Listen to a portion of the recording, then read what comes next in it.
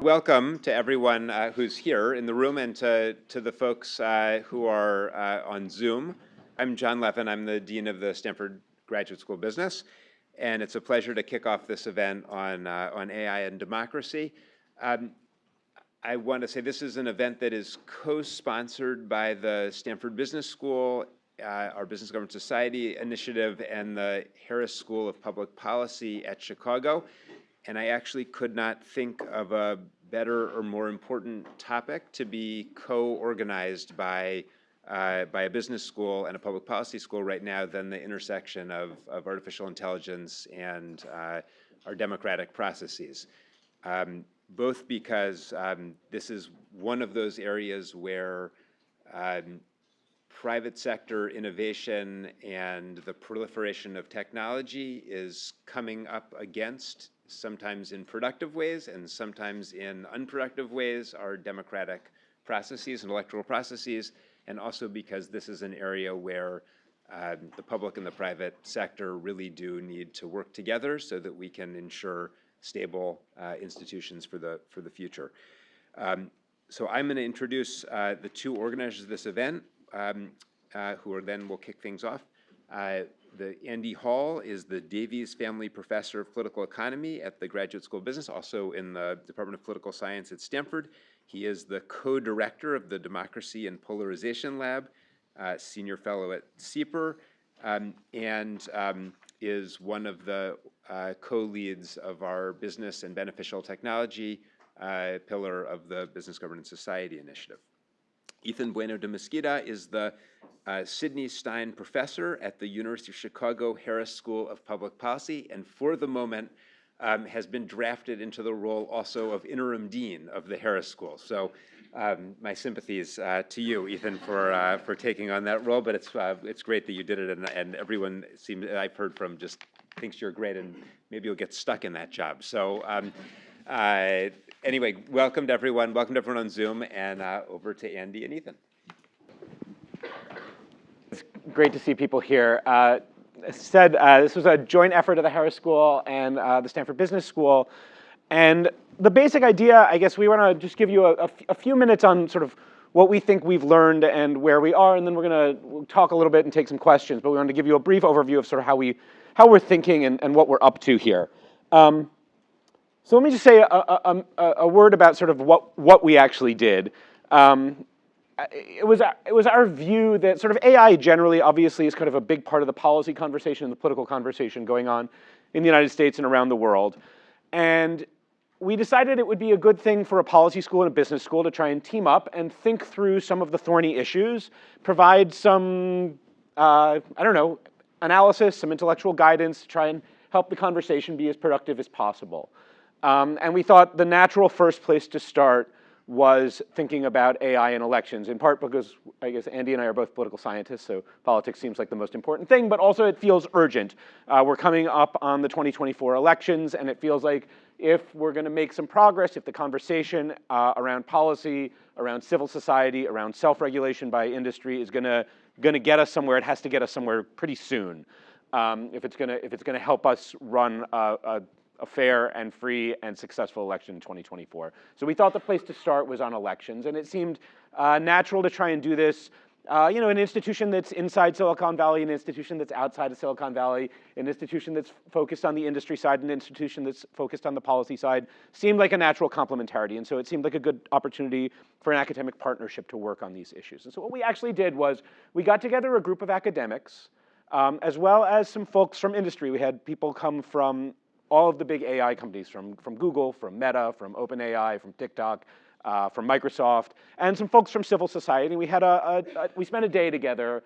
I won't give you any quotes because we did it under Chatham House rule, but we talked very frankly about sort of how the people from industry were thinking about what are the risks, what are the opportunities, what are the issues, what are they working on, what's technologically feasible, what's not. And the academics spent a lot of time asking them hard questions. And so part of our goal was to sort of take academics who know a lot about the law, about politics, about regulation, and get them up to speed on the technology and then let them ask hard analytical questions so that we could sort of paint a picture of the landscape and get a real clear sense of where we are and whether things are bad or good, and if they're bad, what might we do about it? And I think our main goal, being academics, is not to get straight to policy recommendations. So we're releasing a white paper today, or we've released a white paper today, and it does offer some ideas about things that various actors, tech companies, government, journalists, civil society might take to try and help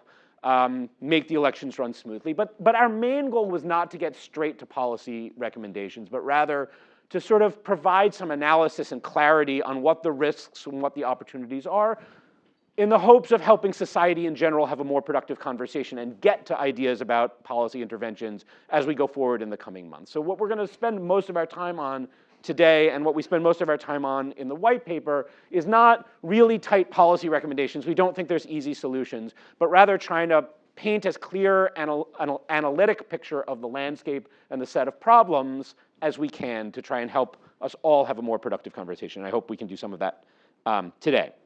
So let me get to just like a quick overview of a couple of the things, and Andy will talk about a couple of the things we talked about, and then we'll get into a conversation. Okay, so I think all of us, came to believe through the course of these conversations, and many of you may already believe this from various press coverage you've seen, that the number one issue that we need to be thinking about when we think about the ways in which AI is going to matter for elections is the ways in which it poses risks of degrading the information environment faced by voters.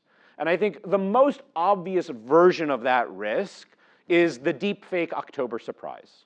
Okay, so the deepfake October surprise is the super convincing video, the super convincing picture of something scandalous, of something politically damaging that a campaign, that an interest group, that a political party, that some other nefarious actor puts out about one of their political opponents. And we talk about the October surprise because I think the biggest worry, of course this could happen anytime during the campaign, the biggest worry we think is that such a thing gets released. It gets released widely on social media or in traditional media very close to the election when there is not enough time for responsible actors to figure out what's true and what's false and to help voters sort through that information.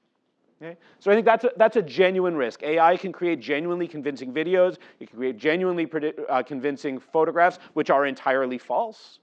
Now, it's not the case that that's something completely new under the sun. It's always, for a long time, it's been possible to create doctored photos, to create edited videos which were misleading. So it's not sort of something we've never faced before. But the capacity for realism, the capacity for scale, and the ability to do it kind of on demand and in tailored ways is quite worrying. We think there's real risk that voters might, in fact, be faced with, in the week before the election, material that might affect their votes that they're going to have to figure out if they believe it or not. And it's going to be hard for them. So that's a genuine concern.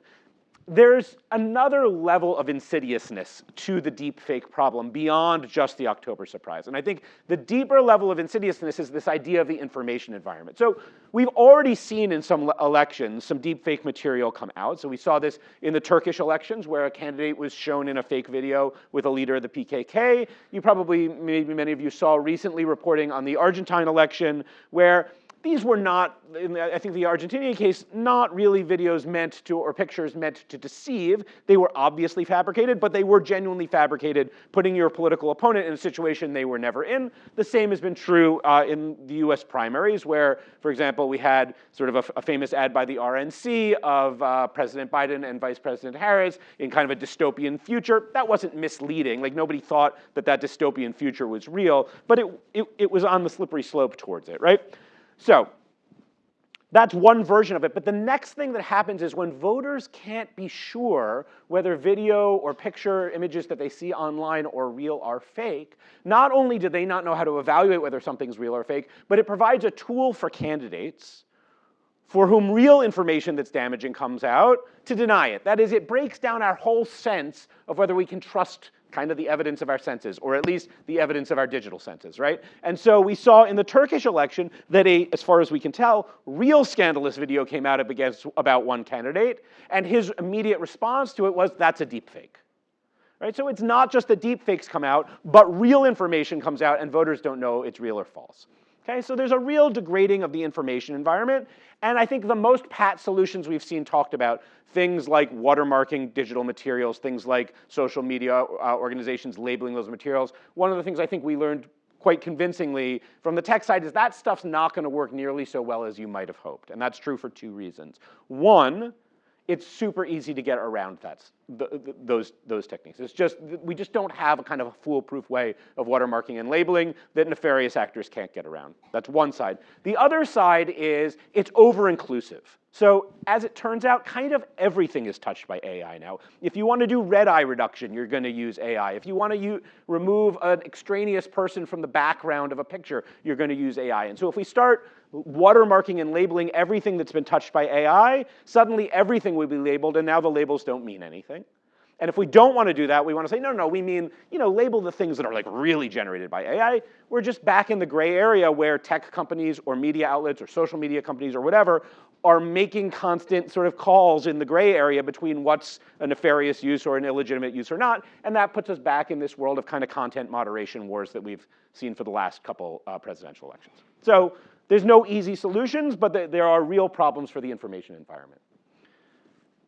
The other, I'll just say quickly, the other piece of the information environment that came up and that we talk about in the white paper is this kind of seeking technical factual information about election administration from chatbots and the like. So that is, one of the things that folks are worried about is that voters will go on ChatGPT and say, hey, where do I register to vote? Here's my zip code. Or where's my polling place? And your AI chatbot's not an appropriate tool for that. It doesn't know the answer to that question, and it might, there's a risk that it would make up an answer to the question. It turns out Harris just did a poll with the AP and NORC. If you ask Americans what they think they might use AI for in elections, that's the thing they say they might use AI for.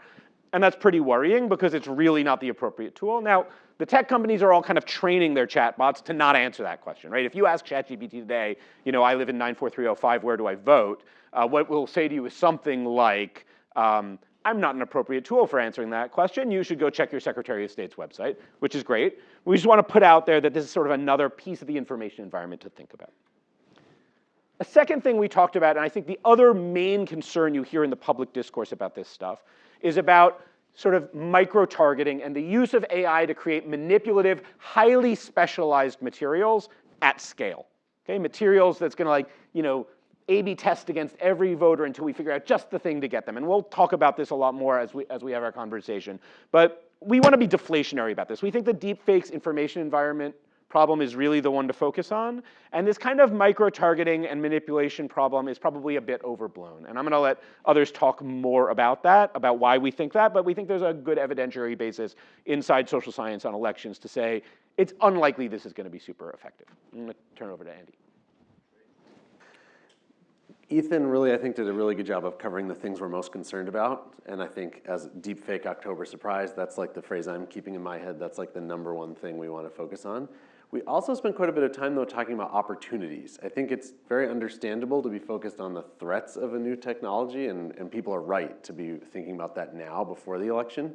But there are also really interesting opportunities for this new technology in the political space, and we wanted to spend some time talking about that as well. And so we know that one of the big challenges, right, in democracies is making sure that people have access to useful information about candidates, about politicians, about what's going on in the world. And we know that's challenging for a number of reasons, most of which have to do with people's level of interest or level of engagement with the information that they're provided with today. And we think there's like pretty interesting evidence that these new AI-generated sort of chatbots are actually a potentially very engaging way for people to access syntheses of large amounts of complex information, and that could be used for voters in pretty cool ways. So we have one of the co-authors on the white paper, Yamil Velez, actually has some ongoing research on this, where he takes in a bunch of party platforms and information about parties' positions and puts it into a special customized chatbot that you can then talk to.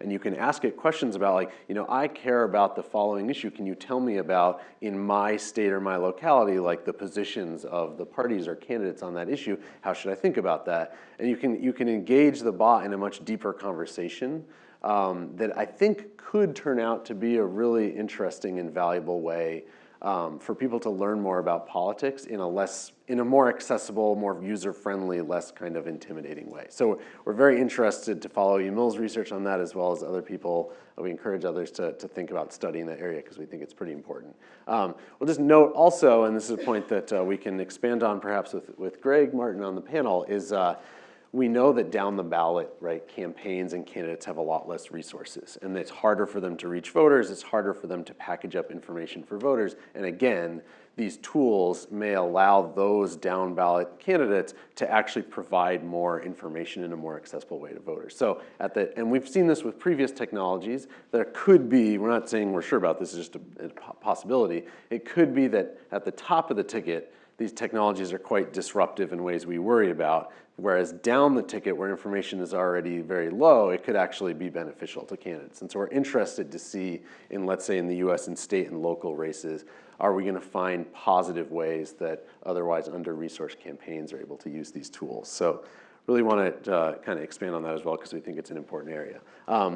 Finally, I'm just going to talk about one bigger picture concern that came up that's probably longer and slower moving than just the 2024 election, but which we think is also important for people to be thinking about now. And this is the risk of what we call information centralization. So one of the things we've seen over the last 10 years is increasing concerns that these very large online platforms, because so much of our social, economic, political, and cultural lives now take place on these platforms, the decisions that a social media company or a search company makes about sort of who's allowed to say what information is true or false and so forth, they have pretty big influences on society. And there's been a big debate in the social media sphere, and I've been involved in this work, about who are the right actors to make those decisions about that really affect our collective ability to communicate with one another about politics, for example.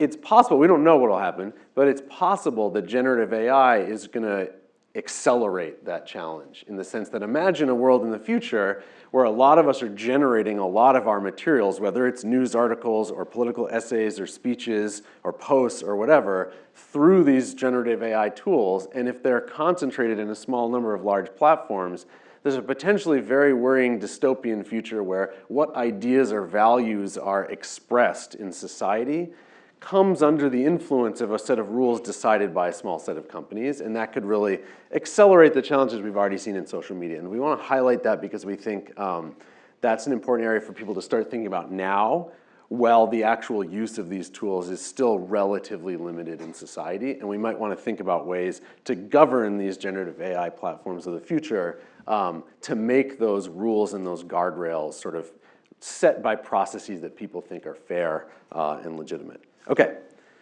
that was a brief, hopefully quick but useful overview of our white paper. And now what we want to do is kind of go beyond the particular topics we raised in the white paper, have a general discussion of AI and democracy in the 2024 election with our awesome panel that we'll introduce when we get together up here. And so we'll turn to that now. So if I could just ask the panelists to join me. So let's start over here with Greg Martin, if you'll give it a brief introduction of yourself. And here's the first question I'd like you to answer.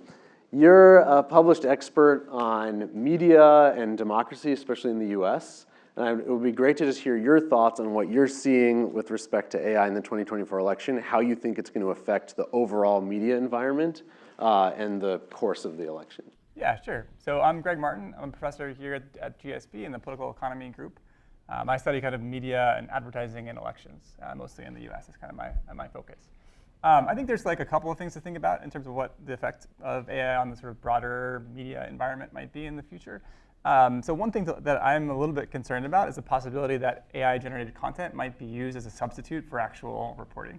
All right, so you might think of this as like an extension or an acceleration of the trend that's already been happening in the past couple of decades, where newspapers are kind of substituting, content from wire services or syndicated content for doing original reporting because it's cheaper. Right, so you can imagine, and actually I know that there are papers doing this right now, using AI to write articles and using that opportunity to sort of fire their actual reporters who are doing real reporting. So that's, I think, a real worry. The quality of accountability at the local level might be affected by that. Another thing to think about is sort of just the centralizing. You kind of brought this up, right? The fact that AI might kind of centralize the information environment in the sense of coordinating everyone on using the same. If everyone's using the same models, like all the different papers might start to look the same, right? And that might sort of hurt the. I think one goal of a media regulation is to sort of provide a diverse set of voices, and if everyone's relying on the same models, which are trained on the same set of information, right, that might degrade the sort of quality of that diversity. And then the last thing to think about is sort of just the effects on trust in media sources. So Ethan, I think, already brought up the idea that the possibility of deepfakes might degrade trust in media sources if you can't tell what's real or not. I think there's another kind of more subtle aspect of trust. So one piece of developing trust that's really important is getting the sense that the source shares your worldview or your perspective. Right? This is one reason why partisan sources are so popular, right? Because it's more trustworthy to hear information from someone you think is on your side. And I imagine it might be hard for readers to determine what is the political position of an AI-generated story, right? Or on the other hand, it might be possible for someone who wants to manipulate people to write left-wing ideas in a right-wing tone or something, and sort of confuse readers about where the source is coming from. So anyway, those are kind of three things that I've been thinking about. That's interesting. Can you? How about on the opportunity side? Are there flip sides to those issues where the information, like I was talking about before, can be used in effective, valuable ways? What do you think? How do you think we can harness the good parts?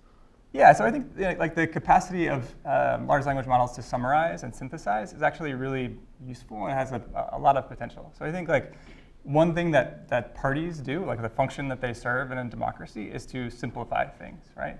Most of us are not super familiar with the intimate workings of the government. And if you think about all the possible things that the United States government could do, that's kind of an infinitely complicated set of things, right? And so what parties do is sort of focus attention on specific issues. They give reasons or principles that apply across issues, right? And they make analogies that make complicated things easier to understand, right? And all those things are things that AI can do. Right? And it can do it on a greater scale. It can do it with more personalization. And so I think there is a real potential for that type of use to bring more people into the political process and increase participation and make it possible for more people to participate. Thanks. I hope we can expand on that in the Q&A. There's a lot to unpack there. Christian, if you'll also introduce yourself as well, and if you can tell us, I know you're an expert on algorithmic bias and trust. And it would be great to hear from you sort of what do you think are some of the key issues in terms of bias for generative AI and how might they manifest in relevant ways for the 2024 election? Yeah, so hi, I'm Christiane. I'm a professor at the University of Chicago in the Data Science Institute. I'm also one of the founders of the Fairness, Accountability, and Transparency Conference in Socio-Technical Systems, where people talk about those big three key issues in essentially ML models. And possibly relevant to this, I was also one of the research leads for Twitter's group that was doing machine learning ethics, transparency, and accountability until about last year. And so, yeah. Did something happen? Did something happen? I don't know. I assume we all know what happened. Okay. And so, how can we think about algorithmic bias in the context of generative AI? I think it gets a little bit tricky because when we've thought about algorithmic bias in the past in other contexts, it's been sort of in the context of a model that does a specific thing. Like it predicts a specific thing. Maybe it's predicting whether someone will be rearrested. That's one of the sort of common ways people think about this. And you think about bias in that sense, it's say, differently accurate for different groups of people, things like that. When we're talking about generative AI, which is a lot more general purpose, people can ask it to predict pretty much anything, right? And so it's a little bit hard to know what those biases are going to look like, but we do have frameworks to think about this. So maybe someone could ask a model something like, predict who I would be most aligned with, a candidate, or predict what's going to happen, in this location. And so we have some tools to think about it, but we really don't know the parameters under which people are actually asking those questions to do the evaluation to see if the models are behaving in a way that's biased or fair, et cetera. We also thought a lot in that community about things like allocative unfairness. So, when we're thinking about something like Twitter, how are we allocating impressions, right? How are we allocating attention to different sorts of things? We could see that come up also in generative AI. People might ask things like, share some good sources of information about this issue. And there could be concerns that it's really skewing one way or the other way. It's not giving a really representative picture. It's sort of allocating all the attention to only certain facets of the issue. That's something else we might sort of start to think about. And of course, there's also these sort of representational issues. So the really famous study in this area, or the famous observation in this area from a while back, was when somebody Googled CEO. What was returned was a whole bunch of men, and then the first woman was CEO Barbie. And so these are sort of representational issues, right? Sort of reifying existing stereotypes that maybe are harmful. And sort of to speak to your comment and some of the previous comments, you can imagine this idea of reifying existing stereotypes could crop up if people are using the models to write articles, right? You could sort of have these sort of negative stereotypes kind of very subtly make their way into different articles. But at the end of the day, I think it's, it can be a little bit tricky to assess these things. I think it's, it's not going to be as obvious that these things are happening as it is for the sorts of uses that we've been talking about with like malicious use, like intentionally generating disinformation or intentionally generating deepfakes. I think that's going to be really at the forefront of what's going on, but these sort of more subtle things that can sort of creep in, I think, will play a role, and it's going to take a while for us to sort out what all is happening with those. In terms of sorting it out, I know this is something you've thought about closely related to these questions about bias, is sort of this idea of transparency. And people talk a lot about AI transparency.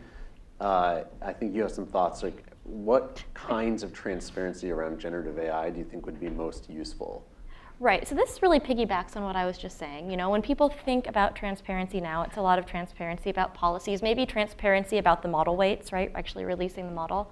I think one of the most useful things for us right now to really start doing the types of evaluations we need to do to understand what these sort of subtle biases are is information about how people are actually using the model. I was really excited to hear about the study you just mentioned, Ethan, that survey, but I also think the tech companies do have data on how people are using their models, and I think it would be a really big step towards giving the research community and giving the public good information about what sort of risks we should anticipate, what sort of biases we should be looking for, if they could tell us how are people actually using these. Yeah, I completely agree. I was telling you this yesterday, but I'm working on a project that's about how do people feel about if you have a different version of ChatGPT or another chatbot that has different political views. One of my co-authors is in the back of the room nodding. And one of the things that's challenging is what we'd like to do is create these more Republican or more Democratic versions of the tool and give it to people and see how it affects their views and things like that. But to do that in a compelling way, we need to give them tasks to do that would be representative of the tasks people actually are using these tools to do, and we really don't know. We don't know how they're using them today in the real world, and so we don't know how to line that up. Yeah. So that's definitely something that would be very valuable. Emily, grateful to have a political philosopher on the panel as well. Please, introduce yourself, and we'd love to hear a little bit. You've done some work. You wrote a book pretty recently that I encourage people to check out on the importance of like the practice of democracy as a citizen. And the value, for example, of us all coming together on election day and participating in this shared ceremony of voting and things like that. And so I think it would be really helpful to hear from you how you think generative AI could affect our ability to have these sort of like shared experiences and shared practice of democracy. Yeah, thanks. So I'm Emily Chapman. I'm an assistant professor in the political science department. And like Andy said, I'm a kind of political theorist, political philosopher. So I think about the kinds of values that our political institutions and practices embody and kind of how that should inform our approaches to trying to make them better. So I think we can really think about maybe the effect of generative AI from two different directions. So one focuses more on kind of how does it affect candidates or sort of representatives, and the other is how it affects voters and the public at large.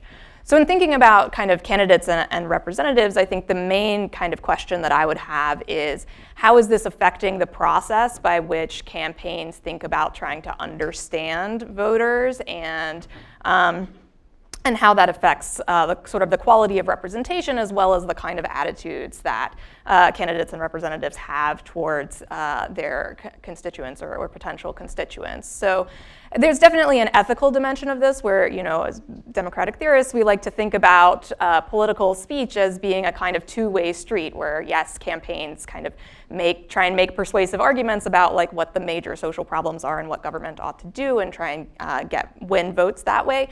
But they're also sort of, in theory, responsive to kind of hearing citizens' feedback to that, and so we'll kind of need to address the way that people respond to those kinds of claims. But even if we think, a little bit less about the sort of like ethical disposition and more just about the sort of strategy, at the very least, normally when campaigns are sort of crafting advertisements, we think they have to have a theory about what people value, what moves them, what they'll respond to. And that process of understanding voters is, I think, a really important dimension that goes into representation. And so a kind of key question is, how is generative AI being used in conjunction with that process? And I think there might be concerns about whether campaigns are able to craft effective ads without actually sort of having an understanding of what it is that makes them effective. And then from the side of thinking about voters or the broader public, I think a lot of it depends on sort of what exactly generative AI might be being used for. Of course, there's reasons to be concerned, as noted, about deceptive or manipulative information, regardless of where it comes from. But I think even beyond that, we might think that voters might be sort of concerned or alienated by the idea of campaigns using AI, just the sense that there's this kind of other layer of technology and complexity that makes politics seem opaque and like something that can't really be sort of understood or controlled. And I think, there's obviously lots of complexity in government more generally, but I think especially in elections, these are supposed to be occasions when people are sort of feel uniquely empowered and have a kind of sense of ownership over democracy. And I think we should be especially worried about the erosion of that feeling in that context. I think that's such an important point, and that was something that we wrote quite a bit about in the white paper, but didn't really expand on our presentation, is that we tend to think, and Greg was really the driving force of some of the research behind this, we tend to think that the ability for these, let's say, micro-targeted AI-created ads or chatbots to really like fool a large number of people into changing how they vote, we think that's very unlikely. Like, given everything we know about how hard it is to actually change voters' minds on stuff, given evidence that other things like that, targeted ads and the like, have not had big effects on people's attitudes, we're not saying there's no issue there, but we think that it's probably a little bit overstated in the magnitude of votes it could change. But the very perception that it could have a big effect is like problematic, even if the true effect is not very large. And so that's one of the things we're concerned about. We have in mind particularly like one risk where some enterprising new company, this is basically, I think, guaranteed to happen, is going to claim we use this fancy new technology, and they'll sell this to campaigns to kind of get a bunch of new people to vote for you who wouldn't have before because we're able to hack their brains and so forth. We think the likelihood of those claims being true is very low, but that could get amplified through the media and through discussion until people believe it's really true, and then they could question the very kind of like fairness of the election as a whole because of it. So that's something that's definitely on our mind. Do you have any ideas on like things we could do to kind of help restore people's sense of like control over the electoral process? Yeah. I think in general, thinking about kind of ways that communities can sort of create more kind of like tangible interactions between people and the kind of voting process to make it feel a little bit more distant. So this is less about the thinking about the information environment specifically, but about sort of just like in general thinking about offsetting ways to make people feel sort of a greater sense of ownership. So one thing that I think is really important is creating more neighborhood polling places that allows sort of more opportunities for people to have kind of direct interactions with poll worker volunteers. I think that kind of sense of more of a face-to-face as well as a kind of understanding of the community kind of putting out resources for voting is really important. But I think you can also think about kind of trying to structure the deliberative environment in a way that allows people to sort of feel like they have a chance to really kind of reflect on things. So in many countries, there is actually an election silence leading up to election day or to the period of voting, where there's a kind of limitation on campaign activities. And the idea is that it's supposed to create this space for people to kind of take a step back and kind of reflect on and think about the kind of messaging that they've received, and to be able to kind of make a cooler reasoning for elections.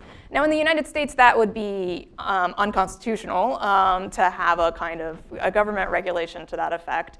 But individual platforms, I think, could take it upon themselves to create a kind of moratorium for days or weeks leading up to the election to try and create an environment where people feel like they're able to have that space to evaluate things. Yeah, it's a super interesting idea. I know there's some precedent for it. I don't remember the exact details, but in 2020, I think Facebook didn't allow new political ads in the last 2 weeks of the election or something like that. And I think some other platforms have played with rules like that as well. Mm-hmm. It's super interesting. Okay, Ethan, let you have the last word here. I think I had kind of flagged this more general question about where the world is heading with all this new technology, and whether we should worry about how the kind of overall control of the information environment is going to look in the future, and would just appreciate any broad thoughts you have on what is that world going to look like, and what kinds of steps do you think would make sense to consider in advance of it? Yeah, so I guess I'm going to say more about what I think we don't know and what we need to figure out. But I do think, one of the reasons I think we wanted to flag this is I think people who are thinking about AI regulation quite broadly, not about AI and elections in particular, are thinking about things like AI safety, AI and the future of work, and the like. And one of the things that many of, I think, the most prominent proposals we see out there, things like licensing requirements, things like, if you're using X amount of compute, you have to jump through a bunch of extra regulatory hurdles that if you're not using that much compute, you don't have to. Many of, I think, the policy proposals we've seen proposed by the tech companies and taken up at least deliberatively by the Congress and the administration are likely to have the effect of exacerbating market concentration. And there's all sorts of, we have lots of frameworks for thinking about market concentration, what's good and what's bad about it. And I think one of the things we wanted to do is just put on the table here that politics is one of the things that should be in part of that conversation, that it's not just about market competition and market power, it's not just about replacement of jobs or et cetera, but that having a small number of technology companies have substantial control over the sources and choices about our political speech is of great consequence for society, and it shouldn't be out of the conversation, even though it is not in our usual way of thinking about things like antitrust. And that's sort of the broad framing of why we wanted to put this on the table, is I think lots of conversations that are not about AI and elections have real consequences for politics.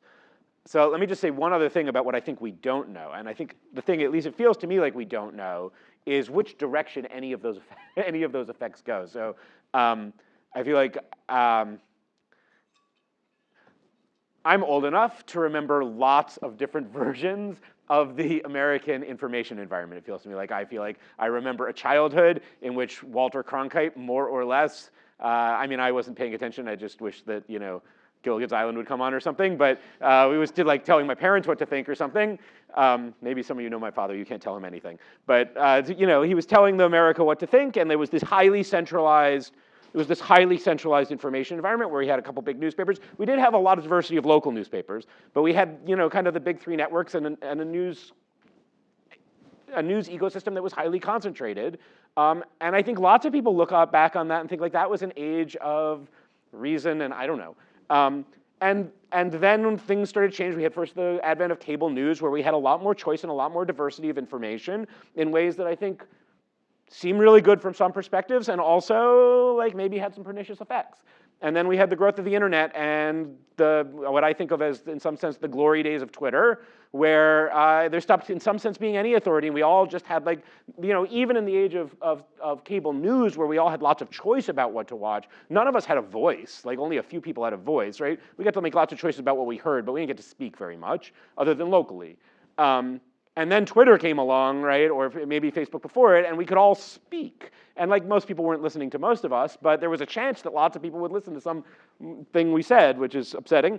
And that was a whole different information environment of this kind of citizen opinion journalist or something, I don't know. And now it feels like that's disappearing and we're getting back towards concentration. First we had content moderation on top of that, and maybe that was good and maybe it was bad. It reconcentrated in some ways, and also it shut a lot of us up in some ways.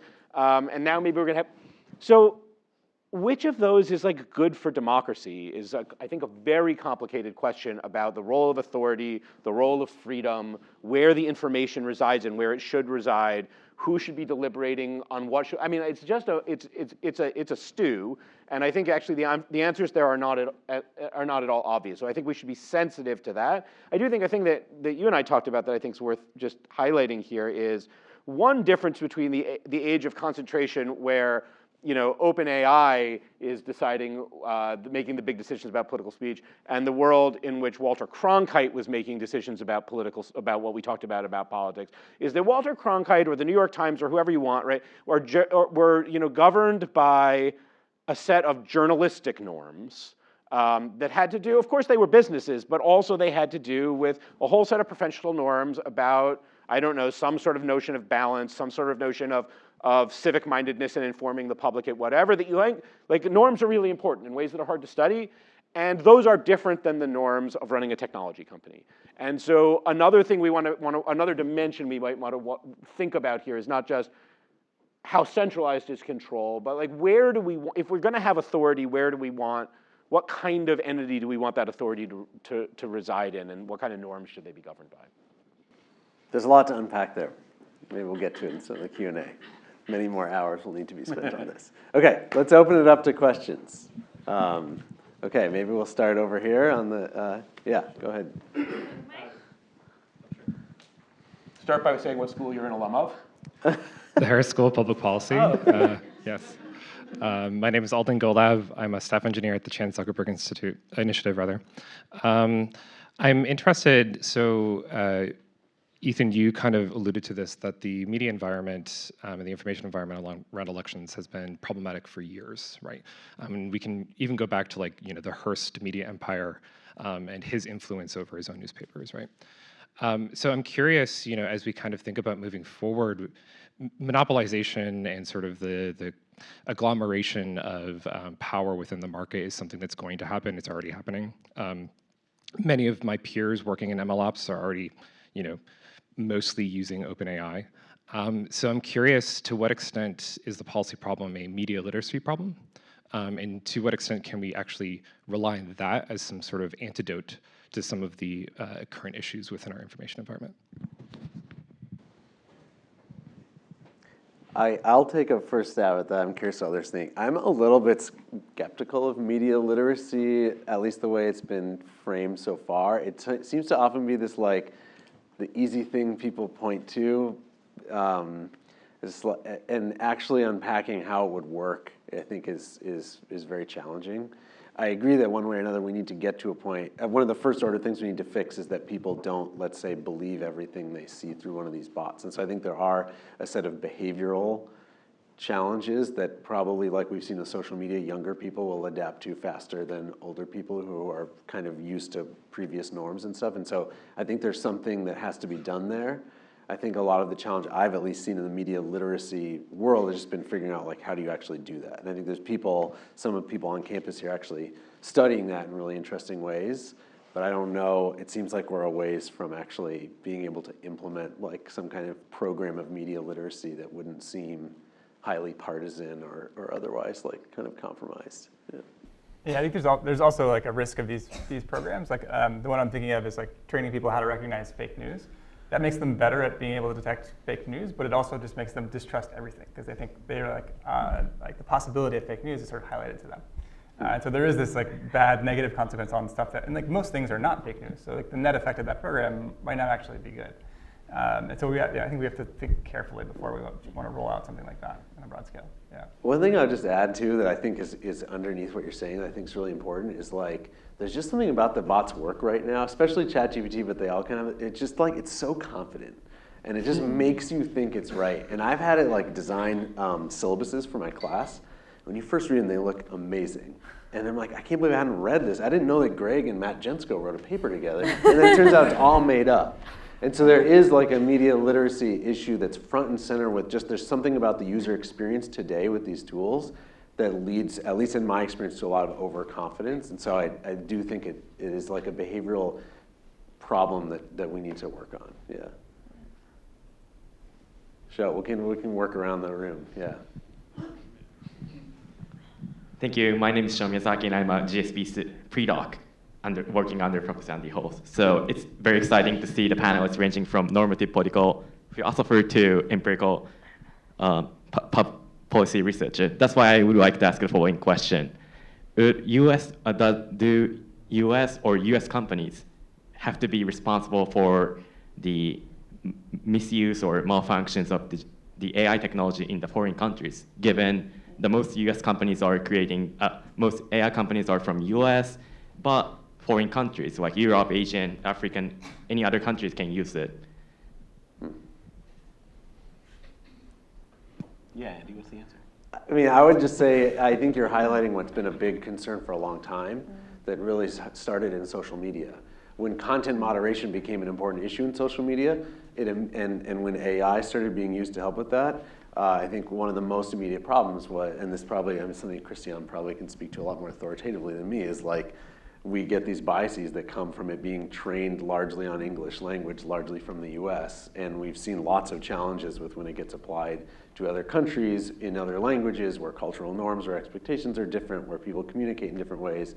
So I would expect that to be a big challenge moving forward. Yeah, I can just sort of back up what you're saying. I think, a lot of what we see is that the models do end up getting trained mostly on English language data, not entirely, of course, and you can see differences in performance across language, which could maybe make it difficult to assess some of the issues you're talking about. But absolutely, I think in an ideal world, of course, the companies would pay attention to what's going on all over the world with these sorts of things. I suspect the resources to do that are not there right now, so I wouldn't expect that it's actually happening, but I'm not in a company anymore. I don't know. That's just a prediction from how I've seen that things work.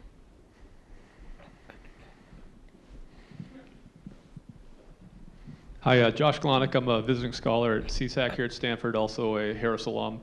My question's for Christian. You talked about one of the forms of biases potentially being if I go to a chatbot and I say, tell me some more about a particular issue, it might give me a biased sort of set of sources from that. Wondering how much different is that from the tools we use today? If I go to a search engine on the internet and ask about an issue, is it somehow giving me a more representative sample? And the second part of this question is, when you talk to the industry about these biases, kind of what is your sense of their position? I'm sure stated, they would all say, yeah, bias is bad, we don't, we want to prevent it. However, it would seem to me there's a bit of a conflict of interest between what we would think is sort of right from a public policy standpoint of providing voters with representative sort of samples of information so they can make an informed decision, and the business aspect of it, which would be, as Gregory, you said, people trust and they like to go to the sources that agree with their pre-existing beliefs.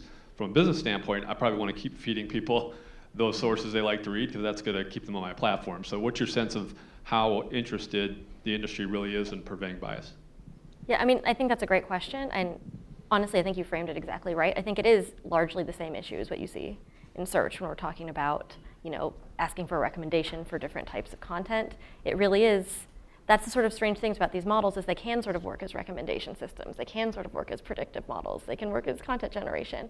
And so I guess what I think about that is that I do think in the context of search, people have thought a bit more about this. I'm sure the companies are thinking about this now. I think there's a little less transparency in terms of what they're doing about it. But I think it is really almost exactly the same issue, which you've highlighted. Can I point out, I think this is one of these areas where there's real questions about market concentration versus market unconcentrated competition.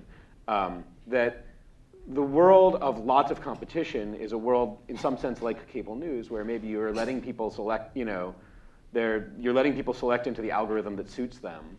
And the world of market concentration is the one in which, one or two companies are making important content moderation decisions about what the baseline of truth is or whatever, what's the unbiased thing.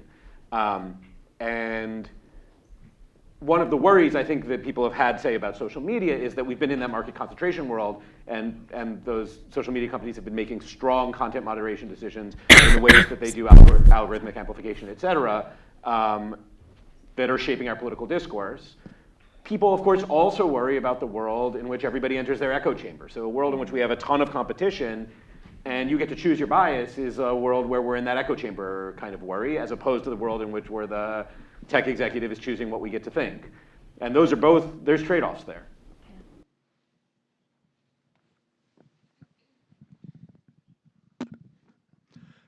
Thanks. Good panel. John Scott, I'm an instructor here at GSP. When you talk about market concentration, we also have market concentration in government.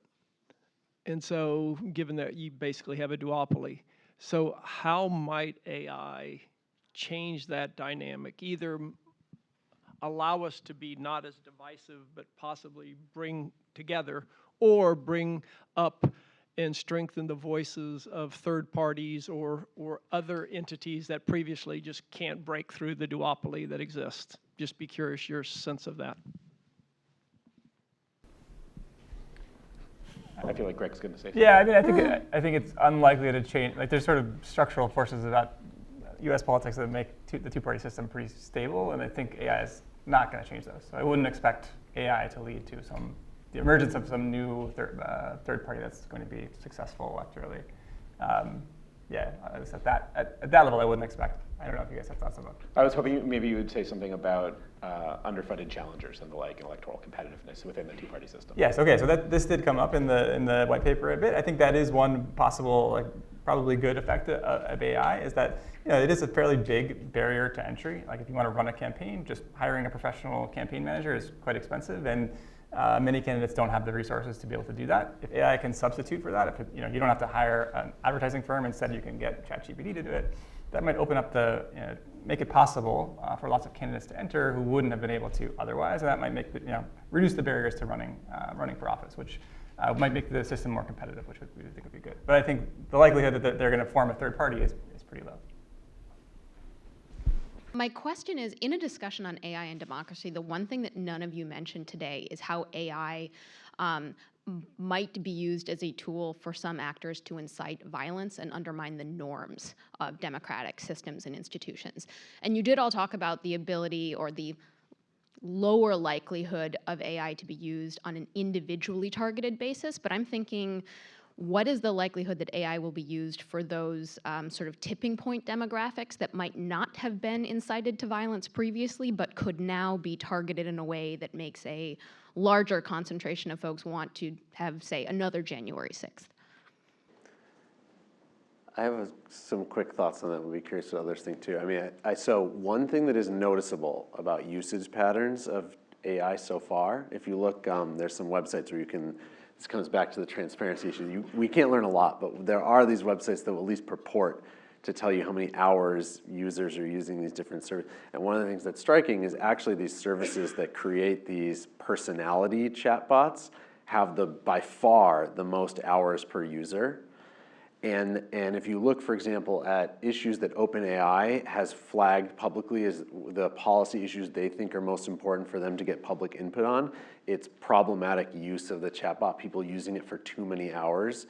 And it kind of goes to a demographic that I think you might be talking about, which is like a set of very lonely, isolated people forming perhaps like kind of worrying personal relationships with a chatbot. And that does seem like an area where you could worry about that then veering into various kinds of problematic behavior. And so I do think it's an area that people are worrying about. It's probably less expert for this panel, but I do think it's an issue. I'd say at a higher level, we did think a little bit in the white paper about how you might use these tools either to suppress people's political behavior or to incite other kinds of political behavior. And one thing we kind of thought was, there's sort of two mechanisms. One is the one I was just talking about, which is the radicalization of individual people. The other is like the sharing of content that encourages that kind of behavior publicly. And so I think the first one I just talked about is like, that's an ongoing issue that probably has to be solved at the level of like how many hours are people allowed to use these services and so forth. The higher level issue, I think what we concluded is that there's really not very much new here. Like, it probably makes it easier for someone to make that content that encourages, people to show up here or do that or this, but really the harm still comes at the level of the distribution of that content at scale. And so it really kind of collapses back, in our view, I think, to a somewhat standard content moderation problem. That's not to say that content moderation has been solved by any means, but it's not. The Gen AI makes it a little bit easier to make that content, but it doesn't really do anything in and of itself to help you distribute it farther than you could before. Yeah.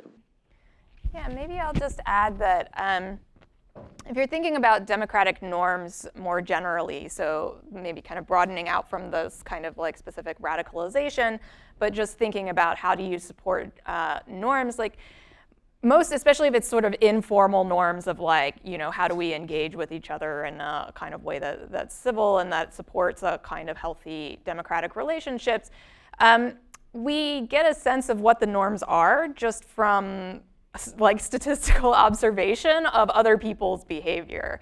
And that includes, both in person, but also like things that we sort of read or see. And so I think there's just a sort of question about like the sort of sheer quantity of information that's out there and how does that sort of shape our perception of like what is kind of normal speech. So if you have a lot of bots producing norm violating speech or something, then you might worry that that leads to a distorted view about like whether these norms are generally in force in society. And people are going to be more likely to violate norms if they think that other people just don't treat them seriously either.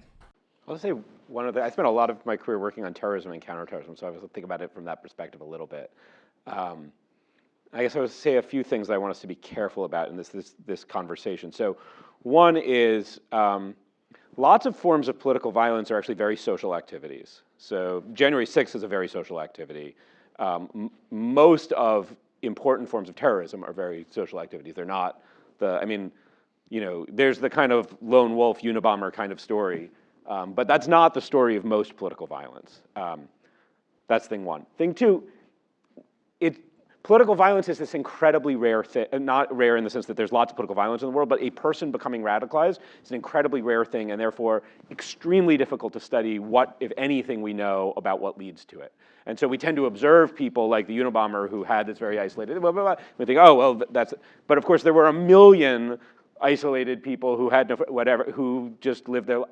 And so I think we have to be careful about that too, because I think the other part of the story is like the 999,000 who were maybe using the chatbot and they were lonely people having a more meaningful life with the chatbot than they were without. So I just want to like mobilization for political violence is a super hard thing to understand, and we don't know a ton about it because it's just this rare phenomenon that's hard to study, and there are trade-offs there.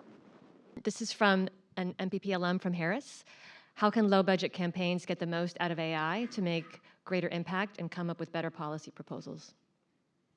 So I don't know that I have any like specific things that they should be any messages that they should be including in ads. But I do think it's a really valuable tool that, because it's much less expensive than like hiring a political consulting firm, who tend to be very expensive. It does open up the possibility of making professional ads to like a broader set of people who maybe aren't super connected to the party establishment in the way that it came up earlier. So that's, yeah, I don't know. I'm not like a practitioner, so I don't know that I have any like practical advice about how to craft really great ads. But I do think there's a lot of potential to use it for that purpose. Okay, I think we were at time. I know some people were waiting. I'm happy to stay around after. I'm sure others are as well. We'd love to continue the conversation. Yeah. Thank you, everyone. Thanks for coming.